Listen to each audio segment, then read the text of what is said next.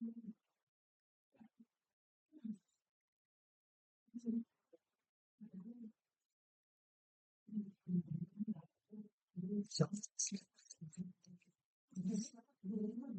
sore.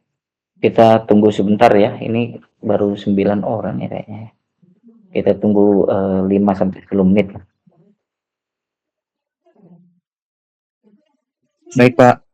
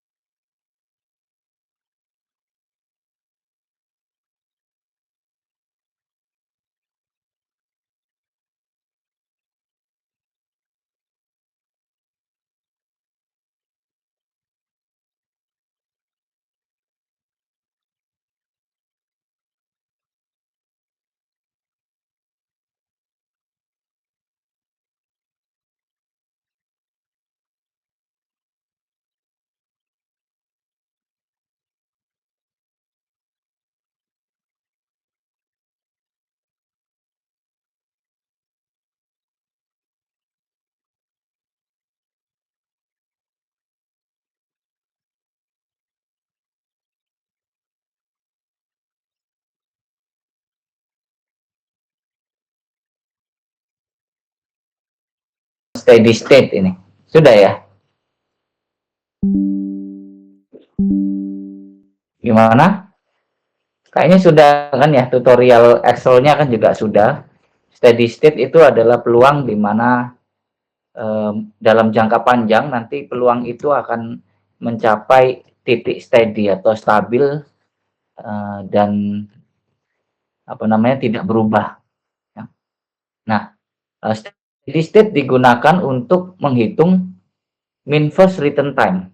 Ya, minggu lalu kan Nah, yang ini min plus mu JJ 1/PJ. Mu JJ itu berarti rata-rata waktu yang dibutuhkan dari state J kembali ke state J. Rumusnya adalah 1/PJ. P itu adalah notasi untuk apa namanya steady state. Maka untuk menghitung mu JJ kita perlu menghitung steady state-nya. Sudah ya minggu lalu kan? Gimana? Steady state sudah, Pak. Sudah ya, termasuk ini berarti sudah otomatis. Oke, saya akan kasih link absen yang pertama seperti biasa, dan saya kasih 3 kali, setelah itu saya submit.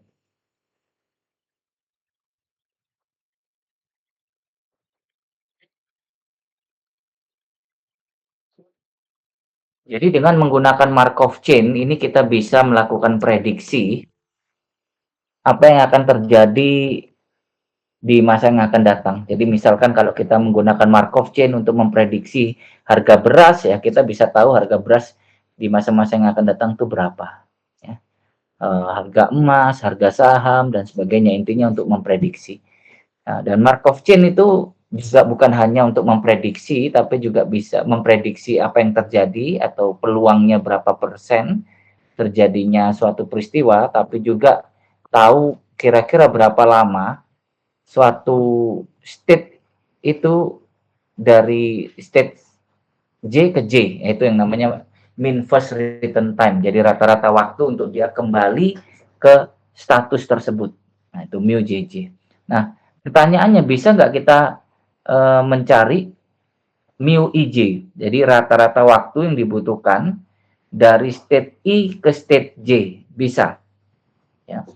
Tapi caranya agak sedikit rumit, nanti akan saya ajarkan. Oke.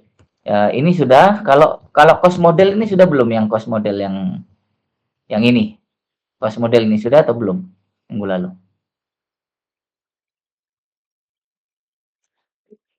Belum, Pak.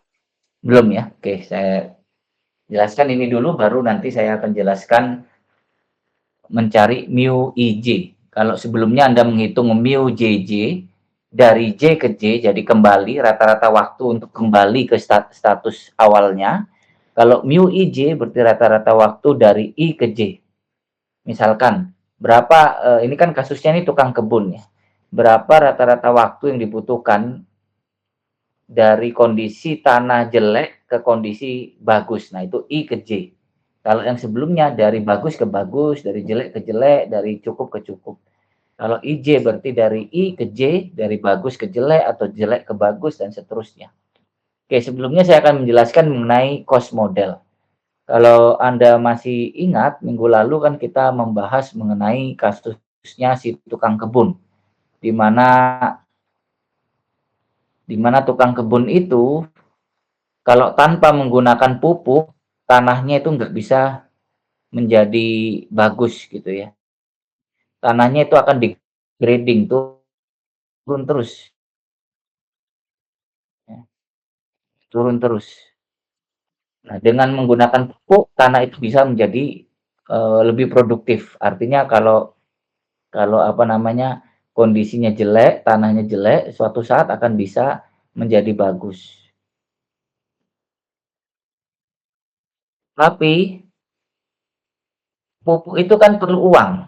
Nah, sehingga cost model itu ingin melihat ya kasusnya ini, kita harus membuat perhitungan untuk menentukan kira-kira biayanya yang dibutuhkan untuk beli pupuk sebandingkah dengan benefitnya. Tanah makin subur, produktivitas makin banyak, itu sebandingkah dengan uang yang harus kita keluarkan untuk membeli pupuk. Oke, sekarang ini ya saya jelaskan ya. Si tukang kebun, konteksnya di sini, tukang kebun membutuhkan 2 kantong ya pupuk kalau tanahnya bagus. Nah, jadi ini gini.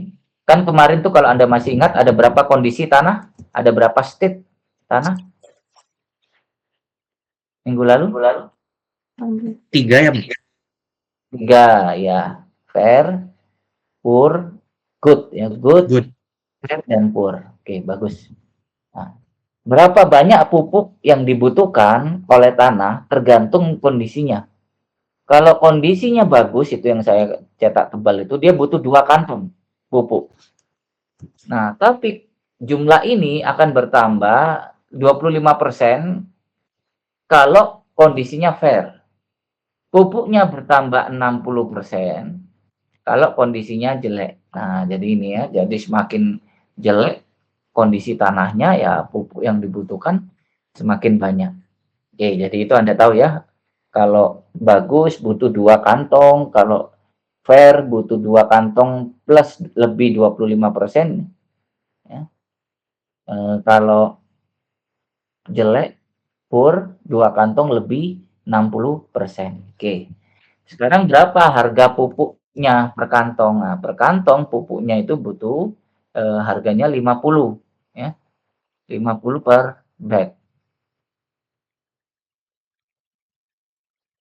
yang ini ya, 50 per bag. Oke, jadi kita sudah tahu komponen biayanya. Sekarang kita hitung perkiraan pendapatannya. Oke, tukang kebun ini mengestimasi pendapatan tahunan itu 250 US dollar kalau tanpa pupuk. Tapi kalau kita pakai pupuk, tanah lebih subur, produktivitas meningkat, kita bisa mendapat 420 dolar. Jadi tanpa pupuk dapat 250, kalau dengan pupuk bisa dapat lebih 420. Nah, pertanyaannya, apakah ekonomis menggunakan pupuk? Ya, jadi ada biaya yang dibutuhkan, tapi ada pendapatan juga. Nah, ini kita harus menghitung biayanya dulu. Ya, expected annual cost of fertilizer. Jadi eh, biaya tahunan, ya, untuk pupuk. Nah, ternyata di sini kita butuh P, yaitu steady state. Ya, jadi untuk menghitung cost model kita butuh steady state, ini hasil dari yang sebelumnya. Oke.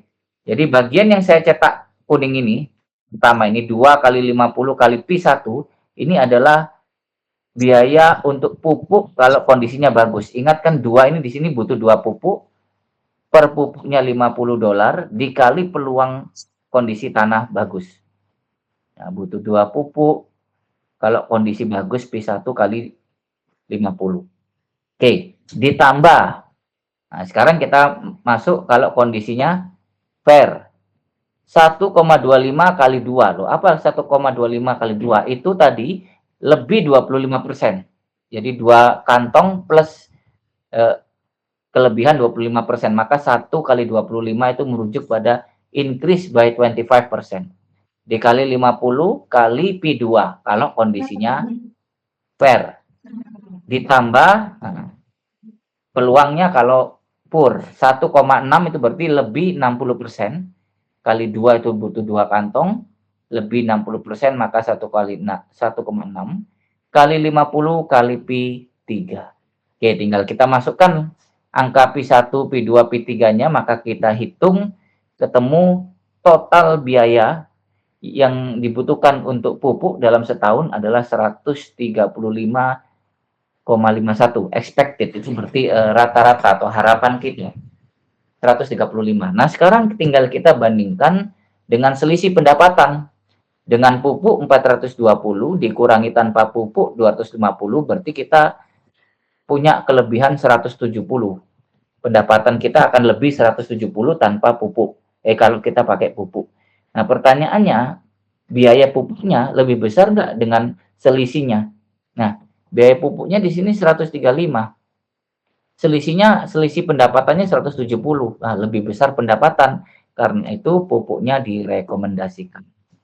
Tapi seandainya selisih pendapatan cuma 100, pupuknya 135. Berarti lebih baik nggak usah pakai pupuk. Walaupun tanahnya itu tidak banyak produksinya, tapi tetap lebih baik tanpa pupuk. Karena kalau kita tambahkan pupuk, biaya yang dikeluarkan tidak sebanding dengan pendapatannya. Oke, silakan dibaca Kalau ada pertanyaan, boleh langsung disampaikan. Saya akan share yang kedua. Ya, tadi yang pertama ya, absensi sudah saya taruh di chat room. Sekarang yang kedua, sampai 3 kali saya submit. Oke, silakan diklik absennya. Dan silakan juga kalau ada pertanyaan, silakan saya tunggu nih sebelum saya masuk ke materi yang mean first passage time. Pak izin bertanya, berarti potensi keuntungannya 170 dikurangi 135 itu ya Pak? Coba diulang silakan. Berarti potensial keuntungannya itu 170 dikurangi 135 ya? Bukan. Potensi keuntungan itu maksudnya keuntungan dengan pupuk 420 dikurangi keuntungan tanpa pupuk 250. Berarti ada potensi selisih 170. Kalau kita pakai pupuk, kita mendapatkan lebih 170 pendapatan. Nah, dibandingkan sama pengeluaran. Pendapatan kita dengan pupuk itu kan lebih 170 dari tanpa pupuk. Pengeluarannya 135, makanya oke kalau gitu. Ya, jelas Kak? Iya Pak, jelas. Terima kasih Pak. Ya, jadi ya, intinya kan simple ya, kita membandingkan antara pendapatan dengan biaya yang harus dikeluarkan. Kadangkala biaya yang harus dikeluarkan tuh nggak sebanding dengan apa yang kita terima. Kalau biaya lebih besar ya maka nggak ekonomis. Buat apa kita pakai pupuk kalau akhirnya nggak ekonomis. Nah, seperti itu ya. Ya ini kondisi real ya. Kadangkala para petani, tukang kebun itu kan juga gitu. Mereka puas aja dengan tanpa pupuk walaupun nggak banyak produksinya. Karena kalau mereka beli pupuk nanti untungnya nggak sebanding. Nah kira-kira seperti itu. Ya jelas ya sampai sini ya. Jelas. Oke. Sekarang saya akan menjelaskan mengenai mean first passage time. Nah, ini perhitungannya lebih rumit daripada mean first return time yang minggu lalu ini. First passage time namanya ya. Jadi kita mau mencari mu ij. Kalau sebelumnya adalah mu jj itu mean first return time for state j, dari j ke j. Nah, kalau mean first passage time itu mu ij. Nah, ya, mu ij. Jadi waktu yang dibutuhkan untuk bertransisi ya, dari I ke J. Ya, itu passage time namanya. Ya. Kalau mean first return time kita perlu menghitung steady state. Kalau mean first passage time nggak perlu. Kita nggak perlu menghitung steady state, tapi rumusnya di sini agak rumit. Saya langsung aja menjelaskan rumusnya, setelah itu langsung saya tunjukkan aplikasinya. Ya.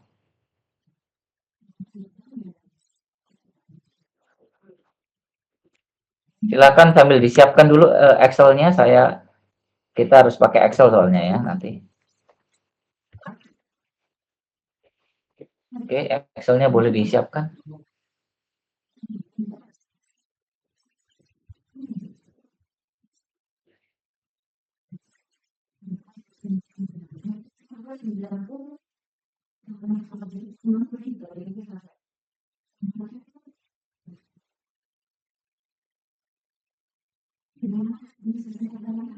Oke. Sambil Anda siapkan, saya jelaskan ya. Jadi rumusnya nanti itu ada beberapa langkah ya. Pertama kita membuat dulu ini persamaannya yang saya garis kuning ini ya. Nah, nanti akan saya jelaskan. Setelah itu kita menggunakan satu operation matrix ya. Di sini ada pangkat -1 itu berarti inverse. Nah, setelah itu kita solve ya dengan menggunakan matrix. Jadi tidak perlu kita menghitung steady state di sini. Anda mengikuti rumus yang saya garis kuning itu ya. Aku langsung bisa ketemu. Tapi untuk menghitung kita perlu Excel untuk memudahkan kita. Oke, sekarang saya kasih penjelasan dengan menggunakan contoh. Oke, sekarang Anda perhatikan ini contoh yang sama ya. Mengenai kasus si tukang kebun ya, Markov chain. Markov chain-nya tukang kebun. Anda lihat di situ transition probability matrix-nya sama ya. Nah, ini dengan fertilizer. Nah, sekarang Anda dicari ini first passage time ya, yang saya cetak tebal ini ya, highlight ini. Dari 1 ya, dari 2 dan 3, dari kondisi fair dan poor ke kondisi 1 good. Nah, jadi intinya Anda mencari mu 21 dan mu 31. Mu 21 itu artinya rata-rata waktu yang dibutuhkan untuk tanah dari kondisi 2 fair menjadi 1 good. Mu 31 berarti rata-rata waktu yang dibutuhkan dari tanah kondisi 3 poor ke kondisi 1 atau good. Oke, dari sini jelaskah soalnya? Soalnya aja ya, soalnya jelas kah?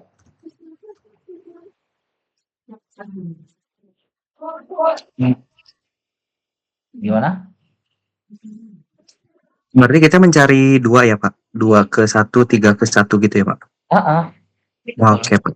Oke. Jadi kita mencari 2. Mu 21 dan mu 31. Betul.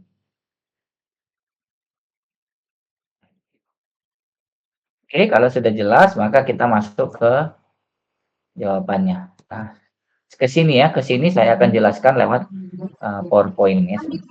Saya akan share PowerPoint-nya. Nah, sudah saya siapkan.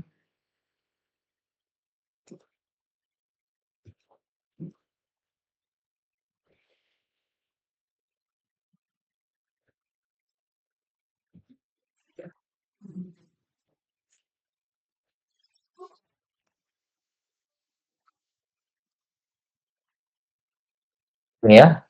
Anda lihat ini adalah rumus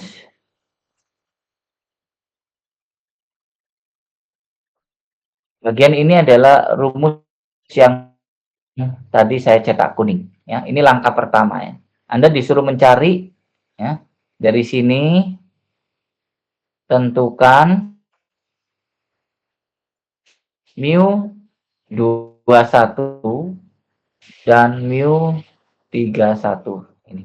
Nah, ini langkah 1 ini, rumus pertama ini ya. Rumus pertama. Oke. Rumus pertama adalah mu IJ dikurangi sigma mu KJ kali probability IK. Oh, awalnya Anda cuma tahu IJ, sekarang ada K. Apa itu K? Nah, di sini nih petunjuknya. K itu tidak sama dengan J. Jadi K bukan J. K juga bukan I. Ya. Oke, sekarang bagaimana dong taunya? Oke. Sekarang kita lihat dulu mu 21. Mu 21 itu berarti dari mu IJ kan, mu IJ. Oke, mu IJ-nya itu mu 21 berarti I-nya berapa, J-nya berapa? I-nya berapa? Kan aslinya kan mu IJ menjadi mu 21. I-nya berarti berapa? 2 kan?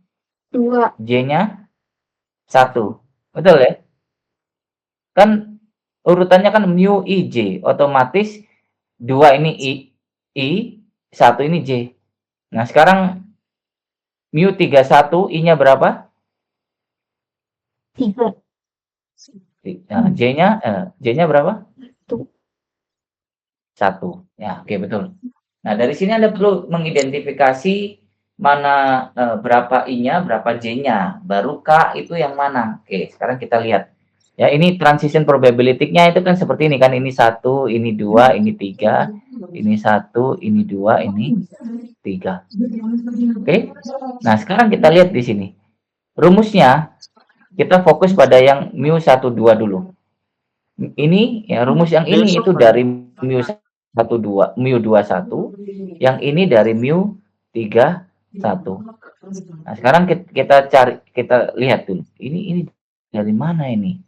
Ini dari mana? Nah, Anda lihat rumus di sini. Rumus di sini mu IJ. Nah, kita fokus pada mu 21 dulu ya. Fokus pada mu 21. rumusnya saya tulis lagi, mu IJ minus sigma K bukan J mu KJ probability IK sama dengan 1 ya. Mu 21 dulu berarti I-nya 2 dan J-nya 1. K itu bukan J. Ya. K itu di sini ya keterangannya K bukan J. Tapi K I boleh. Karena itu K bukan J, asalkan K itu berarti bukan 1. Karena ada 1, 2, 3, maka K itu bisa 2 dan bisa 3.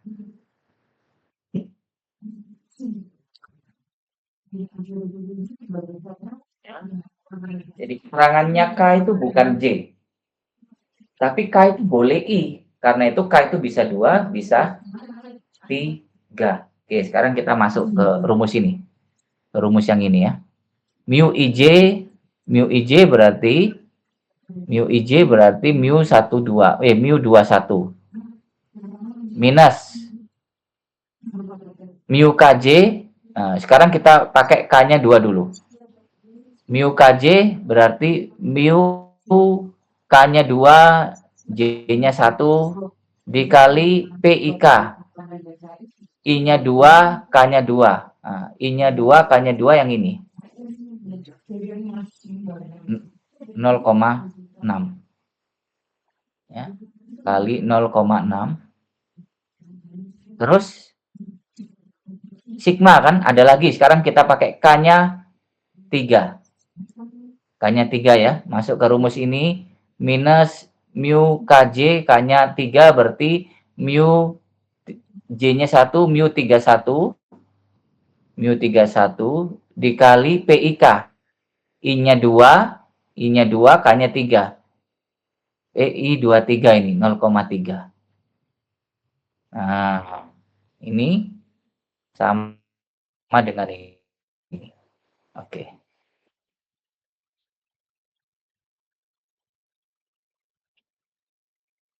Demikian juga ini rumusnya saya kotak lagi ya. Anda perhatikan lagi, sekarang saya akan mengerjakan yang mu 31 yang ini. Mu 31. Kalau mu 31 I-nya berapa? 3. J-nya berapa? 1. 1. Tanya. 2 atau 3? Bukan J. Hah? Berapa? 2 atau 3? Betul. 2, 3. Pokoknya bukan J aja. Ya. K itu nggak boleh 1 karena K bukan J.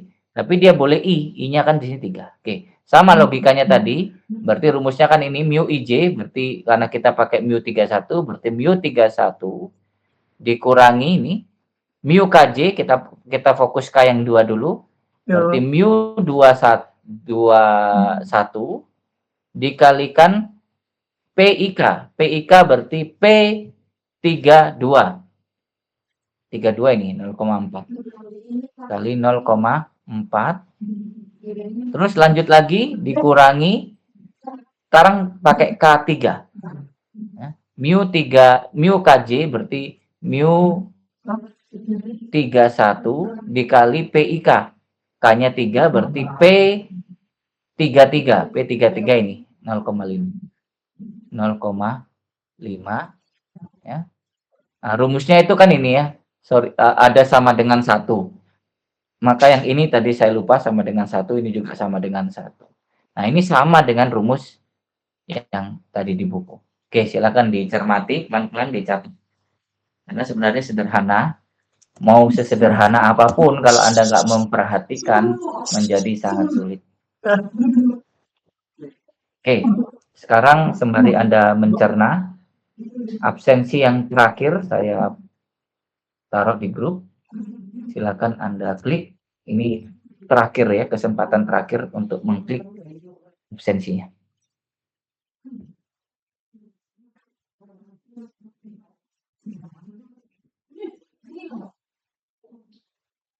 Masih 5 menit ya untuk mencerna ini, yang ini ya. Dari mana ini? Nah, penjelasannya ini yang di bawah ya, di bawah ini.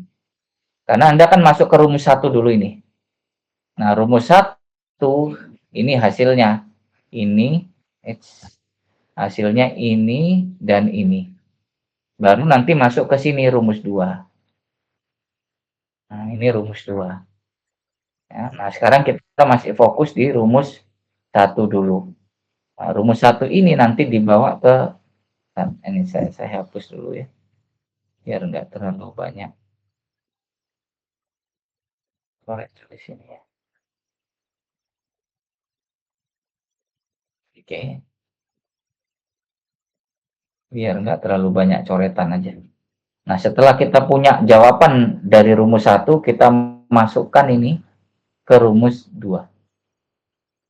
Nah, sebelum saya menjelaskan rumus 2, ini dulu rumus 1 dulu.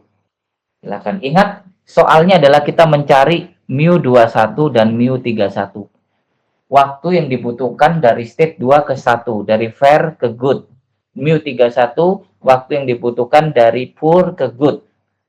Nah, dari situ kita tahu mana I-nya berapa, J-nya berapa, dan K berapa. Oke, silakan dicatat 5 menit lagi ya. Dan silakan ditanyakan kalau ada pertanyaan. Waktu 5 menit ya.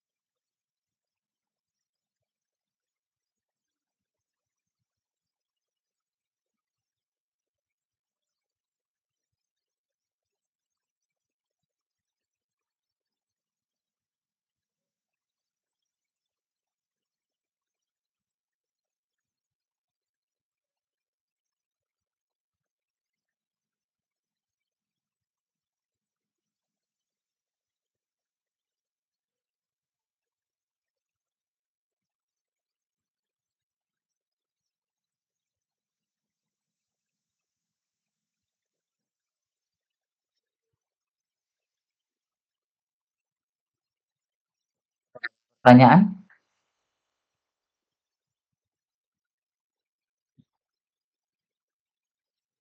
Belum. Oh, sudah cukup jelas ya.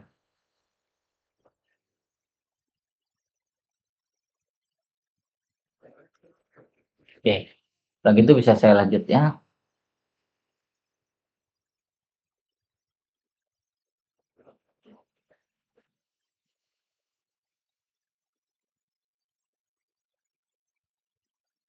Oke, saya lanjut ya. Ini ada salah posisi nih. Bentar saya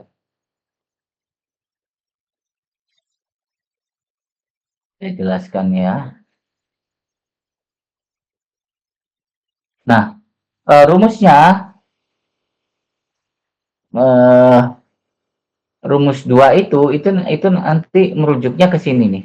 Ke sini rumus ini ya. Jadi matrix identity, I itu matrix identity dikurangi N, matrix N, dikalikan mu sama dengan 1. Nah, maka kalau kita mau cari mu sama dengan identity dikurang N di inverse. Pangkat minus 1 itu di inverse, kalikan 1. Oke, sekarang kita lihat yang ini dulu ya. Ini identity matrix dikurang N kali mu sama dengan 1. Nah, ini. Nah, ini. Ini matrix identity. Ini namanya matrix identitas. Matrix identity itu berarti nilai diagonalnya adalah 1. Oke. Terus dikurangi N. Matrix N itu yang ini nih. Ini loh. Yang angkanya ini aja. 0,6, 0,3, 0,4, 0,5. 55. Kebetulan ini kan tandanya semuanya negatif ya. Maka di sini negatif 0,6, yang ini 0,3, 0,4, 0,55 dipindahkan sini. Terus rumusnya kan kali mu sama dengan 1. Makanya sama dengan 1 dan 1 karena ada 2 kan, atas dan bawah. Oke, silakan. Ini ada pertanyaan nggak yang saya garis bawah ini? Jadi setelah mendapatkan ini, Anda konversi menjadi ini. Ya. Dengan cara apa? Rumus ini. I minus N, ya, matrix identity dikurangi matrix N. Matrix N-nya dari angka ini. 0,6, semua negatif kebetulan ya, makanya minus 0,6, 0,3, 0,4, dan seterusnya, kali mu sama dengan 1. Oke. Matrix identity itu selalu 1001, Pak. Lalu ini kan kebetulan matriksnya 2 kali 2 ya. Kalau matriksnya 3 kali 3 maka dia seperti ini, 1 0 0 0 1 0 0 0 1. Nah, ini. Jadi diagonalnya itu nilainya 1. Berarti identitasnya itu menyesuaikan dengan si matriks N-nya ya, Pak? Matriksnya. Oh, iya. Oke, Pak. Matriks N-nya 2 kali 2, maka identitas matriksnya juga 2 kali 2. Betul.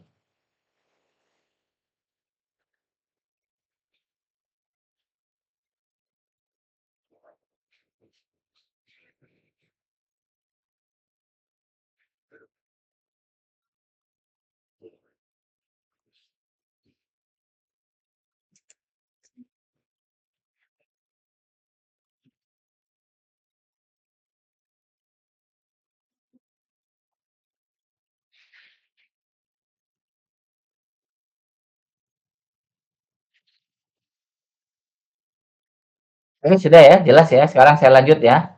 Kalau sudah, ini tinggal diproses saja, pengurangan matriks ya. Ini 1 dikurangi 0,6, 0 dikurangi 0,3, nilainya ini. Ini 1 kurang 0,6, 0,4, ya kan? Kita kan mau mencari mu-nya kan. Jadi kita hitung dulu identitas matriks identitas dikurangi n, diinverskan. Karena itu ini diproses dulu ya. Yang saya gambar ini ya, ini dikurangi ini kurang ini, hasilnya adalah ini. Oke, coba Anda lihat. Jelas nggak? 1 kurang 0,6, 0,4. 0 kurang 0,3, minus 0,3. 0 dikurang 0,4, minus 0,4. 1 dikurang 0,55, minus 0,45. Terus diinverskan. Oke, bagian ini ada pertanyaan? Kalau nggak ada, saya akan tunjukkan hasil inverse-nya ini dari mana. Jelas, Pak. Cukup jelas ya. Good. Oke, Excel-nya udah disiapkan belum? Sudah, Pak. Sudah ya. Oke, bagus. Kalau sudah, saya akan sorry. Saya akan hentikan berbagi dulu untuk menge-share Excel-nya ya. Bentar.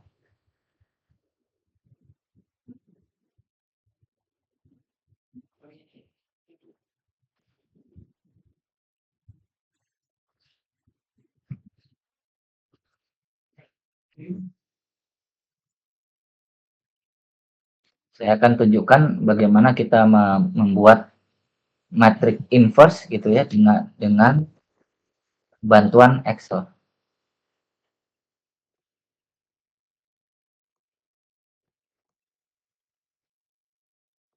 Oke, saya akan share Excel saya.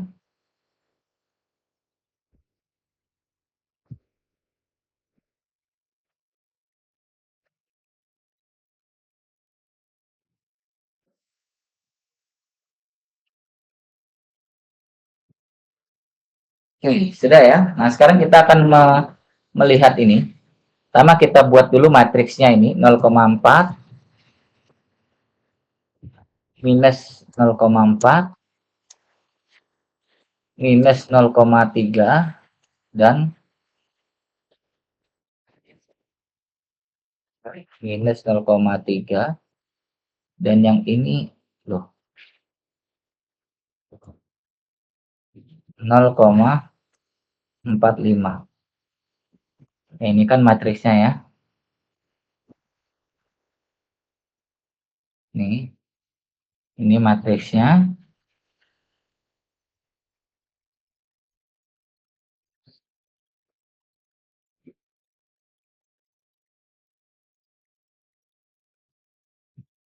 Ya, dan sekarang kita akan membuat inverse-nya di sini ya. Di sini ya. Nah, ini kita hapus dulu. Nah, matriksnya kan 2 kali 2, maka otomatis inverse-nya juga sama 2 kali 2. Karena itu kita blok dulu kayak kemarin, kita blok seperti ini. Jawabannya nanti pasti matriks 2 kali 2. Nah, kita isikan perintahnya sama dengan M inverse. Ya ini, M inverse. Array-nya kita pilih gini. Terus kita tutup, Ctrl Shift Enter. Nah, udah lihat nih ya, jawabannya ini persis sama dengan yang di atas ini. Sama kan? Ya, 7,55 dan oke, silakan Anda lakukan. Jawabannya sama. Tuh, dengan atas ini sama persis. Oke, semua harus gunakan Excel-nya ya.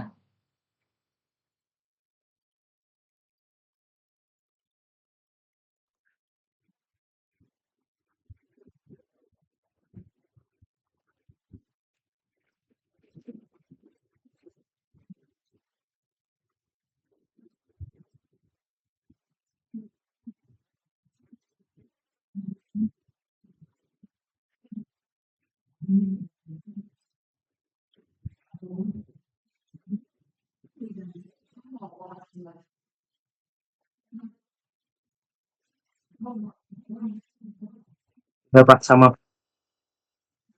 Oke. Oke, itu absen saya submit ya. Bentar ya, saya submit.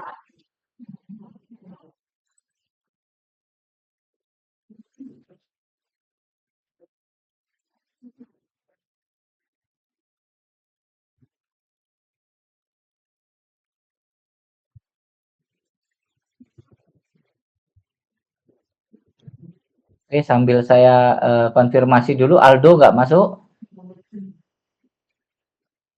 Dari nggak masuk? Faris nggak masuk? Holis nggak masuk? Raden Yogi nggak masuk? Betty juga nggak masuk? Oke. Masuk ya, saya masuk. Oke, jadi begitu cara menghitung matriks inverse dengan menggunakan Excel. Sudah sama ya, maka sekarang saya hentikan berbagi lagi, saya share kembali ke slide-nya tadi ya. Balik ke slide-nya tadi. Oke, kita mendapatkan ini.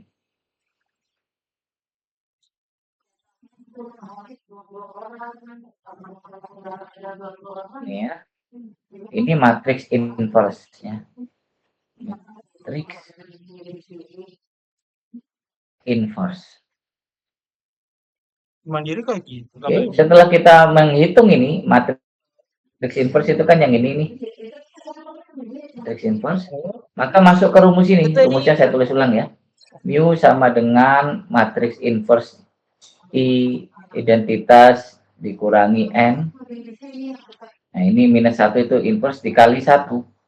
Makanya rumusnya menjadi gini. Nah, ini mu sama dengan ini matriks inverse-nya ya. Sama dengan I kurang N diinverskan ini nilainya ini ya, dikali 1. Ini satunya. Ya, ini mu-nya, ini matriks inverse-nya, ini 1. Oke. Sekarang kita balik lagi pakai Excel untuk menghitung ini. Sebelumnya saya akan jelaskan dulu ya. Setelah kita proses perkalian, maka kita ketemu hasilnya mu 21 sama dengan 12,5. dan mu 31 sama dengan 13,34. Artinya apa? Artinya rata-rata waktu yang dibutuhkan dari tanah kondisi 2 fair menjadi 1 good 12,5 musim. Ya, 12,5 musim atau 12 sampai 13 kali musim. Sementara kalau kondisinya 3 poor ke bagus, dia butuh waktu yang lebih lama. 13,34 atau 13 sampai 14 kali musim. Oke, sampai sini dulu. Ngerti nggak? Maksudnya mean first passage time itu ya arahnya begini, memprediksi waktu yang dibutuhkan dari I ke J. Kalau sebelumnya kan dari J ke J. Nah, ini dari I ke J. Silakan ada pertanyaan atau tidak sebelum saya masuk ke perhitungan Excel-nya.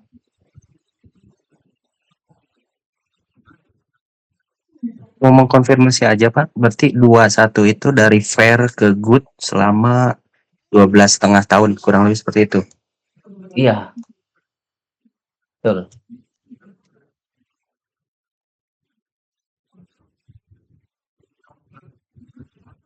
Itu artinya 12,5 itu kan mu itu kan waktu. Ya. Nah, mu-nya itu mu 21 12,5 berarti waktu yang dibutuhkan karena konteksnya itu adalah gardening season, waktu yang dibutuhkan 12,5 gardening season atau musim berkebunnya.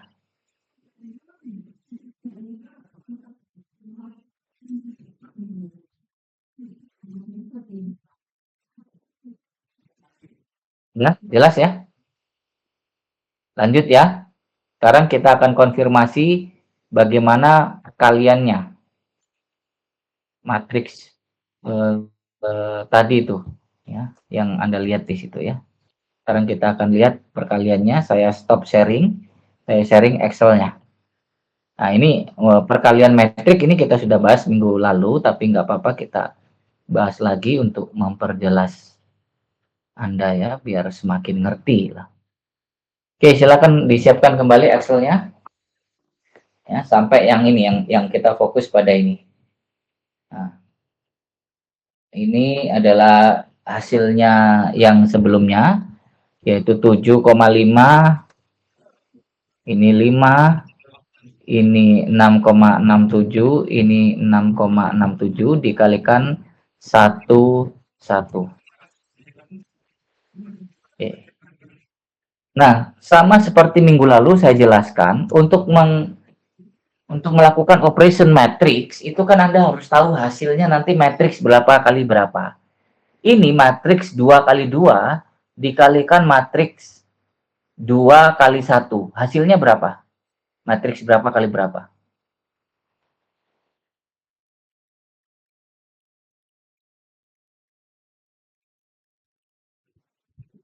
7,5, 5, 6,67, 6,67 itu kan matriks 2 kali 2. 2 kali 2 itu maksudnya barisnya 2, kolomnya 2. Dikali matriks 21. 21 itu berarti baris 2, kolomnya 1. Berarti hasilnya? 21 bukan ya Pak? Betul, 21. Sekarang kalau saya tanya, matriks 33 dikali matriks 32, hasilnya? 32. Ya, 32, betul. Berarti ini hasilnya matriks 1 kali 1. Ini saya copy aja formatnya. Saya paste di sini, terus saya delete. Nah, ini. Berarti kita harus pilih dulu hasilnya matriks 2 kali 1. Baru kita klik perintahnya perkalian matriks mmult ya. Mmult, kita pilih matriks 1 array 1, titik koma, kita pilih array 2, kita tutup sama ya, kita pencetnya Ctrl Shift Enter bersamaan. Nah, ini hasilnya sama persis dengan yang di atas. Mu 21 12,5 ya, yang sama dengan ini ya. Mu 31 13,34. Oke, silakan saya kasih waktu untuk melakukan tutorialnya dengan Excel ya.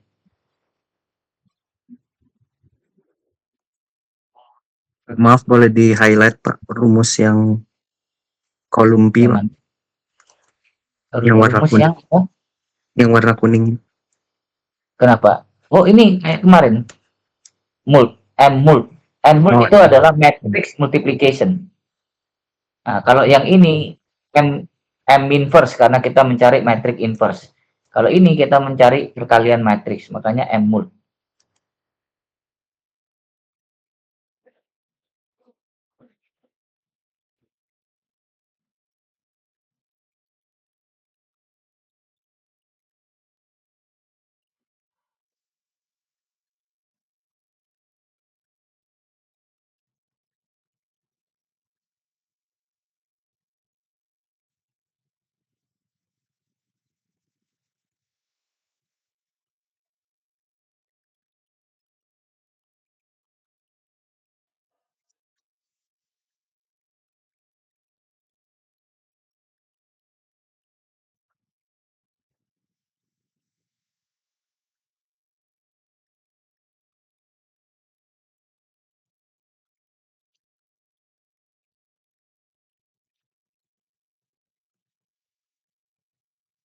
Sudah dilakukan?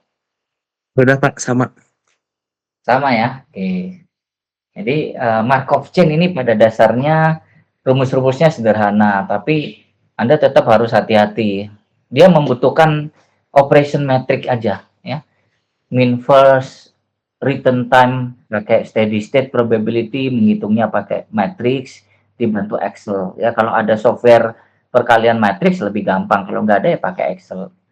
Mean first passage time juga demikian, hanya rumusnya sedikit lebih rumit, tapi nggak menjadi masalah kalau tadi Anda memperhatikan dengan sungguh-sungguh. Sekarang kita lanjut lagi.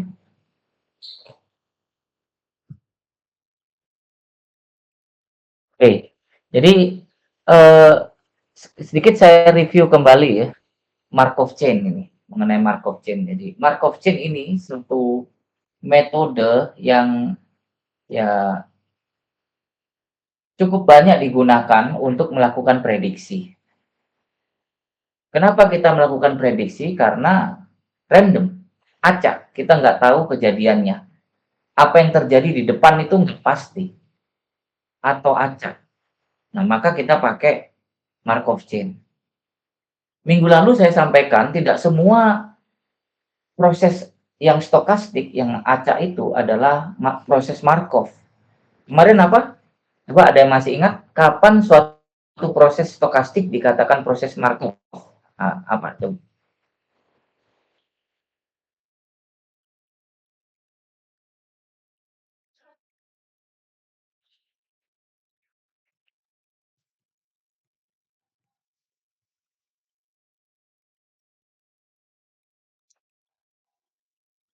Ada yang masih ingat? Jika kejadi ya, jika kejadiannya hanya bergantung pada state sebelumnya, Pak. Iya, betul. Jadi yang terjadi pada state sekarang bergantung pada T-1. Kalau sekarang tuh T berarti tergantung T-1. Yang terjadi pada T+1 bergantung T. Jadi periode sebelumnya langsung.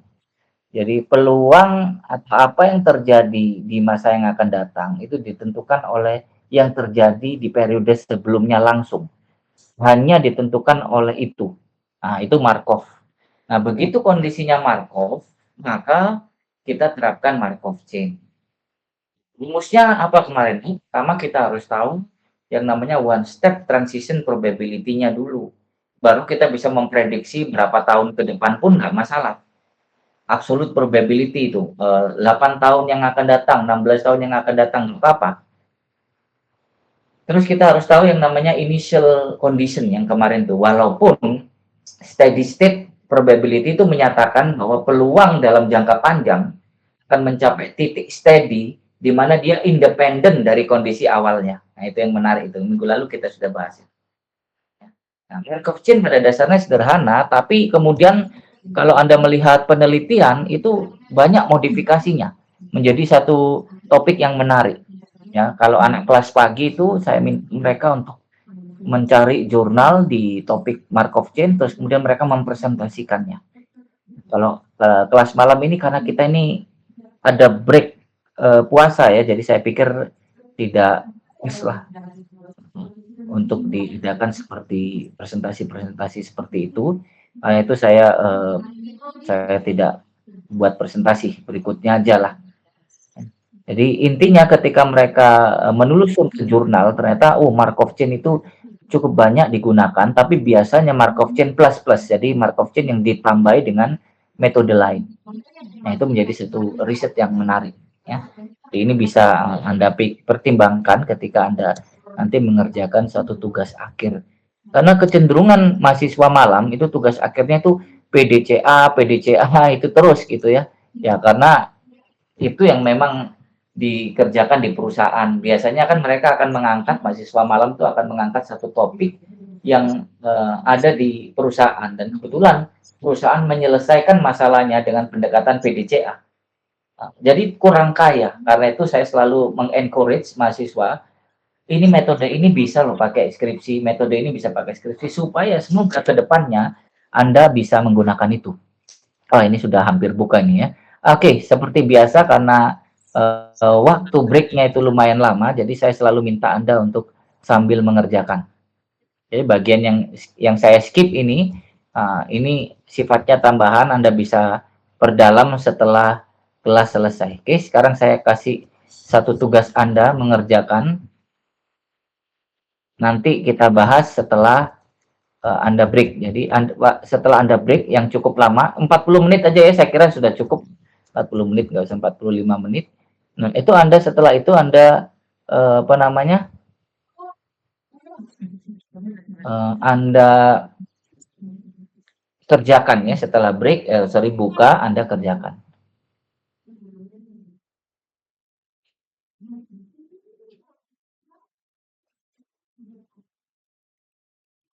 Ya.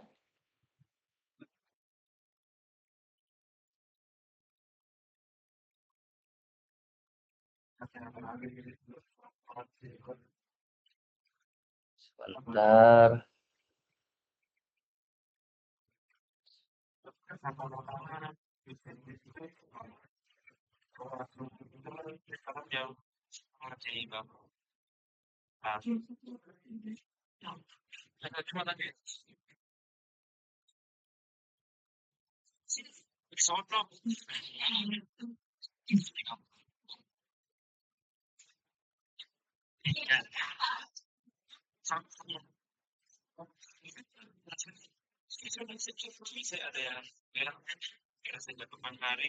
Anda punya ini enggak ya? Bukunya enggak ya? Ini aja. Ada Pak? Ada ya? Ini nih, nomor 19 ya. Oke. Oke, saya kira ini sudah hampir buka ya. Nomor 19 dicoba kerjakan ya. Oke, selamat berbuka. Ya. 40 menit lagi kita ketemu ya. Harap Anda sudah mulai mengerjakan. Oke.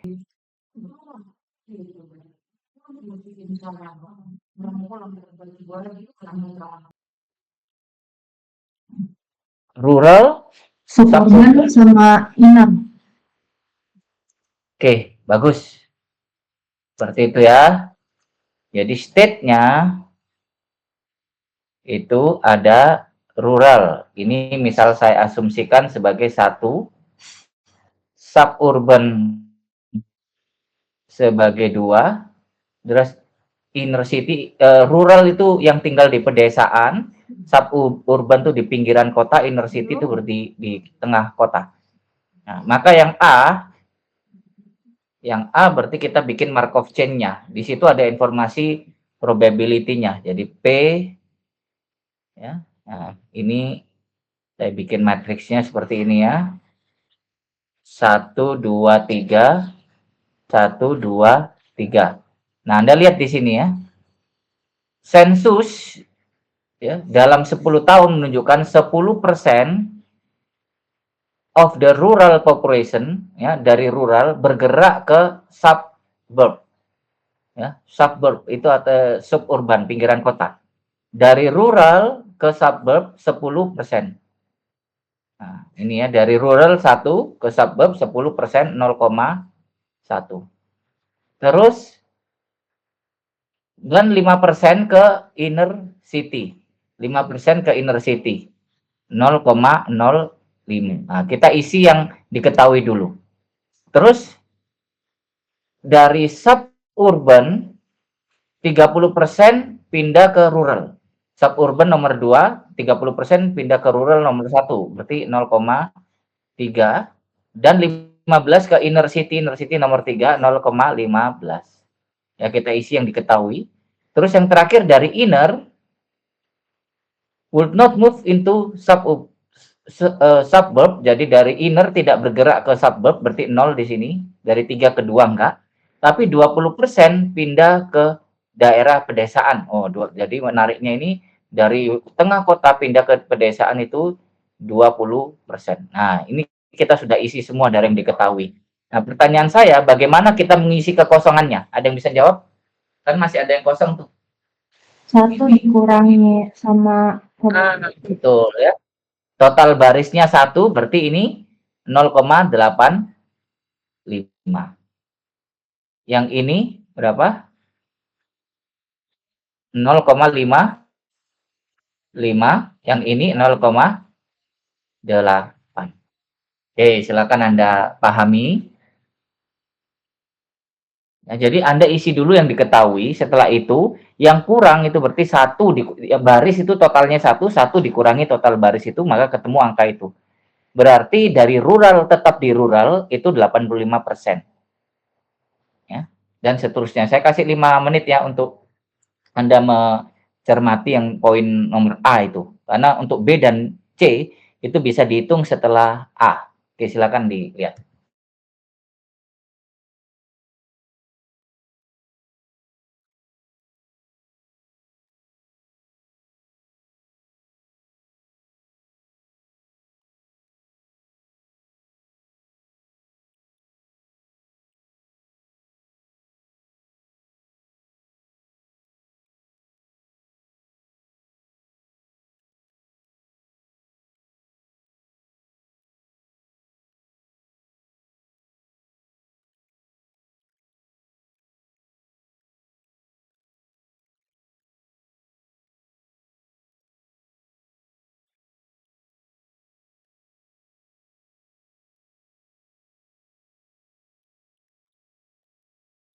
Di langkah pertama itu selalu kita mendeteksi stage-nya dulu. Ini konteksnya ini adalah dinamika populasi ya. Kita tahu yang namanya orang itu pasti berjuang untuk kehidupan lebih baik. Oleh karenanya pasti dia bergerak. Tapi yang menarik, pergerakan itu belum tentu dari desa ke kota. Ya, contohnya konteks ini, inner city itu kan berarti tengah kota ya. Ada yang pindah ke desa, ada, karena ya itu dia mencari kehidupan yang quiet, ya, yang lebih tenang. Kota itu kan hiruk pikuk, ya mungkin dia sudah cukup sama mencari uang, ya, sehingga dia fokus pada hidup mau tenang kan gitu ya. Mungkin beberapa dari Anda punya pemikiran itu, ya. Atau Ya, dari Pak. Ya, Pak. benar ya. Anda pun juga mungkin Pak, saya ke Cikarang juga demi better life lah, better employment. Tapi nanti saya pingin balik. Terus terang saya juga punya pikiran yang sama ya. Saya kan dari Surabaya ya ke Cikarang. Nah, dan di sini karena Cikarang tuh dekat dengan Jakarta, saya pikir eh, peluang tumbuh saya itu jauh lebih besar memang ketika saya di Surabaya. Dulu waktu di Surabaya itu paling banter saya itu kerjasama sama dinas perindustrian itu provinsi. Tapi begitu ganti pimpinan, putus sudah relasi. Setelah itu lama hanya sibuk di kampus saja. Itu pindah ke Cikarang ini, ya puji Tuhan saya ada beberapa proyek gitu ya. Peluang proyeknya lebih besar kayak dulu sebelum COVID itu. Saya itu bahkan bisa ngasih pelatihan statistik pelatihan-pelatihan gitulah, olah data statistik di Jakarta di kafe. Jadi seperti privat gitu. Saya ngiklankan lewat teman, terus kemudian ada yang hubungi saya, kita privat di kafe gitu.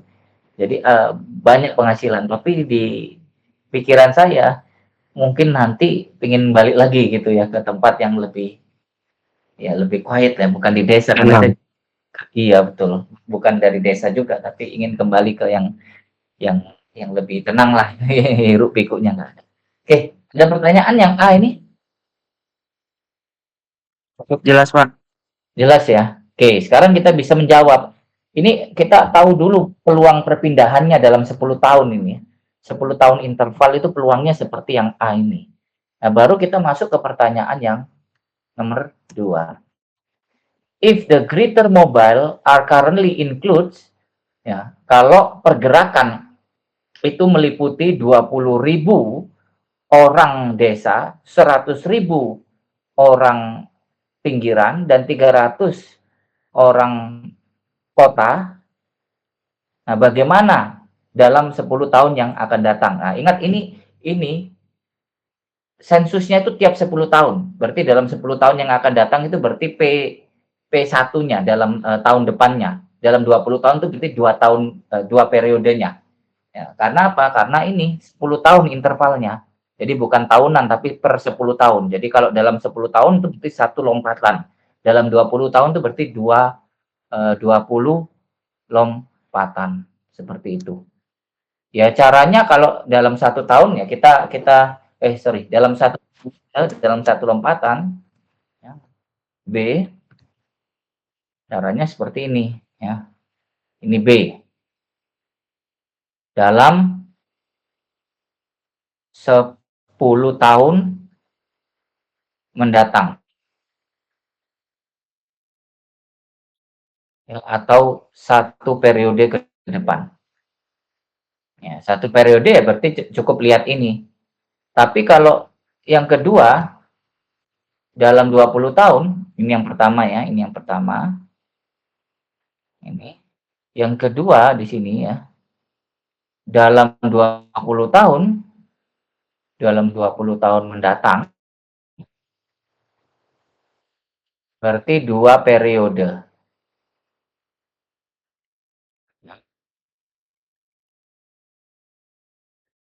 Oke, maka Anda harus menghitung P pangkat 2-nya, yaitu P kali P. Nah, yang ini Anda hitung, P ini kali P pakai matriks ya. Baru setelah itu dikalikan. Nah, tadi itu jumlahnya berapa? 200.000 rural, 100.000 suburban, dan 300.000 inhabitant. Berarti di sini 20.000, di sini 100.000. Ya. Terus di sini 30.000. Ya, sekarang kita hitung dulu berapa rural. Rural itu kan sebenarnya kan yang ini ya. Ini saya tulis sebentar. Saya tulis ulang aja lah biar nggak bingung.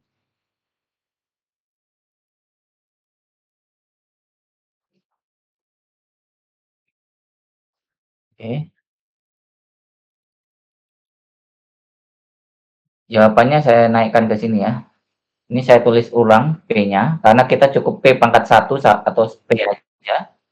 0,85, 0,1, 0,05, 0,3, 0,55, 0,15, 0,2, 0, 0,8. Ya, ini rural, suburban, suburb, sama inner 2, 3. Ya. Nah, di sini total awalnya 20.000, 100.000, yang ini 30.000. Ya, berarti kita tinggal mengalihkan aja. Ya. Jadi untuk tahu berapa suburban, ya, rural dulu ya, rural. Yang rural itu adalah kita melihatnya yang ini, yang kolom. Ini ya. Oops. Rural berarti 0,85 dikali 20.000 ditambah 0,3 dikali 100.000 ditambah 0,2 dikali 30.000. Nah, inilah jumlah penduduk yang akan ada di rural. Ya, Anda hitung. Jadi berapa? Ini kan soalnya. Sama juga untuk suburb atau suburban. Ya, kita lihat kolom yang kedua. Ya. 0,1 kali 20.000 tambah 0,55 kali 100.000 tambah 0 kali 30.000. Itu tuh tukang somai bukan sih ya? Baru yang terakhir adalah inner city. Ya. Maka kolom yang ketiga Anda lihatnya. Ya, waduh, saya salah pencet. Aduh, salah pencet nih.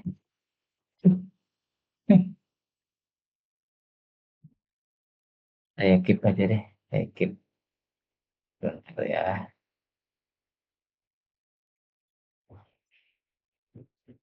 Masih kelihatan? Hilang ya? Nggak ada, Pak. Nggak ada ya?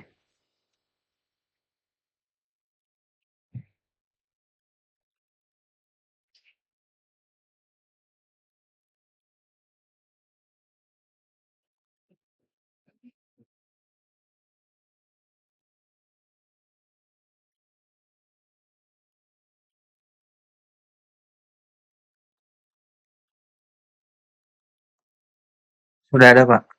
Sudah ya? Oke. Nah, demikian juga untuk yang terakhir ya, inner. Ya, logikanya juga sama kayak tadi ya. Ya, logikanya sama. Berarti kita lihat kolom yang ketiga. 0,05 kali 20.000 tambah 0,15 kali 100 tambah 0,8 kali 30.000. Nah, ini. Nah, itulah. Nah, loh, pencet lagi. Gelap lagi, Pak. Iya.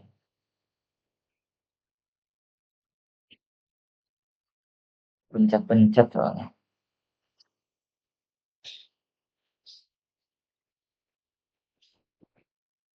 Oh, iya.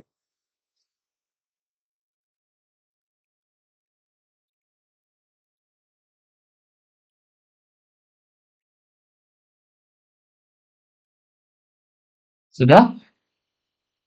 Sudah, Pak. Sudah ya? Sudah Nah, ya. kalau nanti yang nomor yang untuk dalam 20 tahun bagaimana? Sama. Anda buat hitung dulu P2-nya.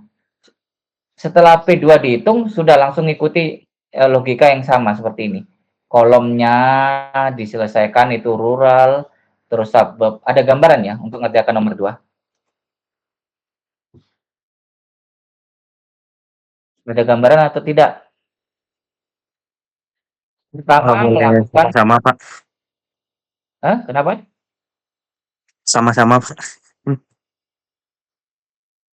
Pertama Anda hitung dulu P2-nya. P2 itu P kali P. Ada gambaran kan? Jangan bilang enggak, berarti minggu lalu enggak ngikuti Anda ini. Ya, Pak. Minggu lalu kan Matrix 2. minggu matriks kan? P kali P kan? Betul ya? Iya, Pak. Nah, ketemu angka kan? Ketemu matriks kan? Udah lakukan yang sama dengan yang satu tadi. Tapi Anda pakai peluang yang P2 tadi. Ngerti nggak sampai situ?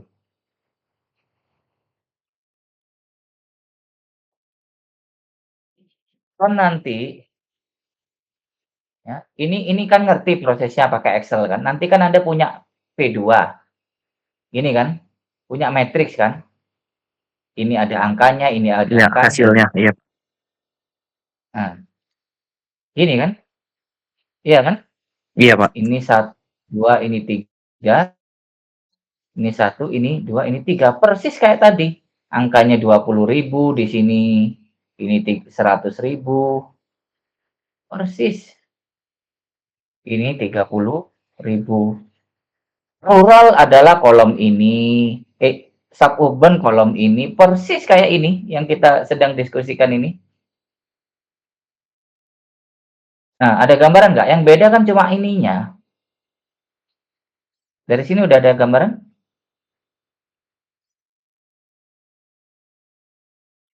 Gimana? Iya Pak, sudah.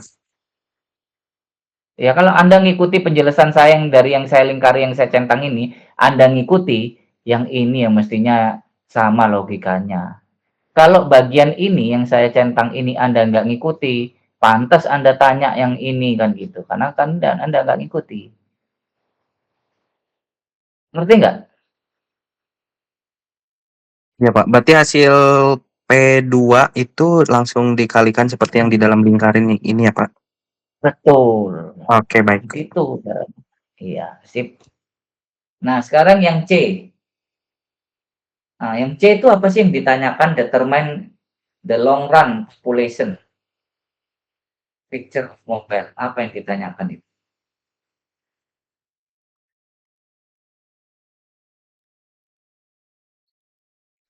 Sangat populasi Pak.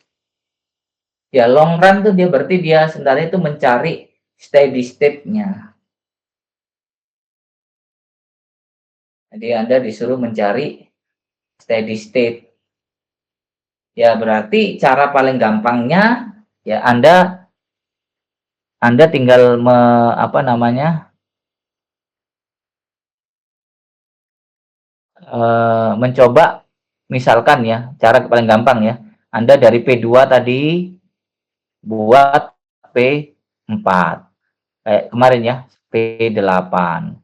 P16. Nah, misalkan kalau angkanya sudah nggak berubah, ya berarti itu steady state-nya. Misalkan ya, kalau ini masih berubah, berarti lanjut ke P32. Nah, ini kan long run ini. Nah, sampai angkanya nggak berubah, ya itu berarti steady state-nya. Anda dapat peluang steady state-nya. Kalau mau diketahui kira-kira berapa banyak populasinya, ya berarti kita asumsikan awalnya 20.000, 100.000 ya kembali ke sini lagi. Nah, tapi pakai P yang steady tadi. Nah, udah ngikut logikanya, nanti pasti ketemu angkanya. Nah, ada gambaran sampai sini? Jelas ya? Jadi untuk tahu in the long run, steady state berarti. Ya, Anda tinggal buat P2 lanjut ke P4, P8, P16. Nah, dari nanti lihat P8, P16. Peluangnya sama nggak? Oh, beda. Lanjut ke P32. Dari 16 ke 32, oh sudah sama. Nah, itu berarti sudah long run. Berhenti aja di P32. Nah, ketemu probability-nya kan. Nah, berapa kira-kira jumlah penduduknya? Nah, kalau diasumsikan masih sama 20.000 rural, 100.000 suburb, 30.000 inner ya berarti pakai logika yang saya lingkari tadi ketemu solusinya. Oke?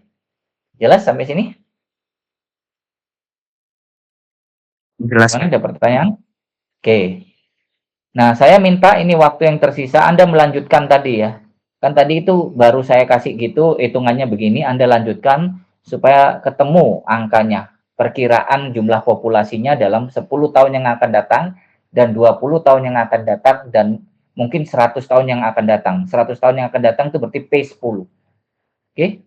Saya kira cukup ya, minggu depan kita akan membahas satu topik yang baru. Semoga pembahasan ini membuat Anda mendapat gambaran satu topik baru yang bisa jadi referensi tugas akhir atau penelitian Anda. Oke, saya akhiri. Selamat malam, sampai ketemu lagi di minggu depan.